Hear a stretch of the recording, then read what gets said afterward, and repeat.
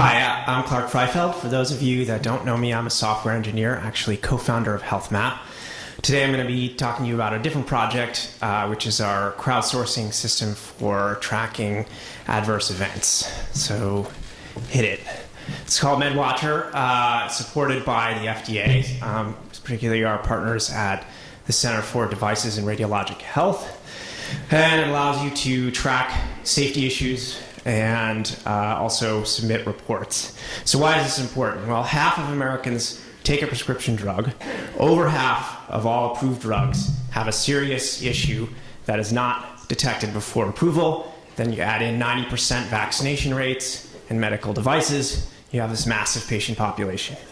Clinical trials are obviously very important for assessing efficacy and safety before products get approved, but they have these limitations. You have a small sample size, you have a restricted sample size, and by definition, they don't cover off-label usage. Meanwhile, you have the situation of massive underreporting of adverse events. Just one study in a hospital setting found 86% of adverse events went unreported. Meanwhile, the reports that we do get come primarily from industry. It's not hard to see why. This is the traditional MedWatch form. It's basically paper-based. You can mail it in, you can fax it in. There is a web version. One user complained that she couldn't advance the web form unless she checked the box that said that she was dead. She said, "I'm not dead yet." Some bugs there. So this is MedWatcher. We created this system to streamline this process, to make it easy, to make it transparent, to open up the data, to put it in the hands of users, and really address this underreporting issue. So this is what the app looks like.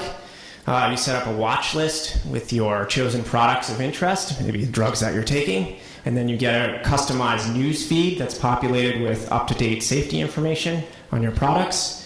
And then if you need to submit a report, something that's happened, you've had an experience, then you fill out this simplified form. It takes about 5 minutes to complete, and it's right there in the palm of your hand in the app. Now on the back end, we have this dashboard for looking at the reports that come in, for sorting them, for filtering them, and then we also have a way that we can export the report in an XML format, which we then submit directly to the FDA electronic gateway.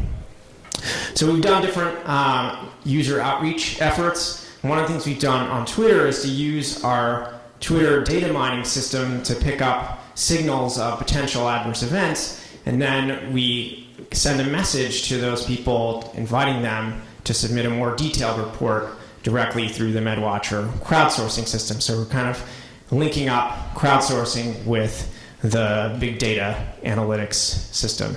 So I'm going to take you through some examples of reports that we've received. This is a cancer drug. Once again, here you see there's a situation of underreporting where the death certificate lists only cancer as the cause of death, whereas a liver failure related to the drug is a potential cause. This is actually on the label, but it's very rare. So any cases of this happening are obviously of significant interest to both clinicians and researchers as well. We get a report of suicide associated with Celexa. This is also on the label, but only for younger patients. And then we had a report for Qsimia. This is interesting because this is a brand new drug. It's just come on the market. So any kind of post-market information is interesting. Now, one area where we've received a number of reports is for this medical device called eSure, which is an implantable coil that goes into the fallopian tubes. It was approved in 2002. We've had 17 reports so far covering a fairly broad time range, even though we just launched this app relatively recently. Some of the symptoms really range broadly. Some of them are quite serious. Different bleeding issues, pain, infection, cognitive impairment. This is the age distribution of these events. As you can see, there's a lot that are in the serious category. That's that blue part of the chart there. And then just to illustrate what these reports look like, I've just taken a couple of samples there showing the detail that we get and the really significant adverse events that these patients have experienced.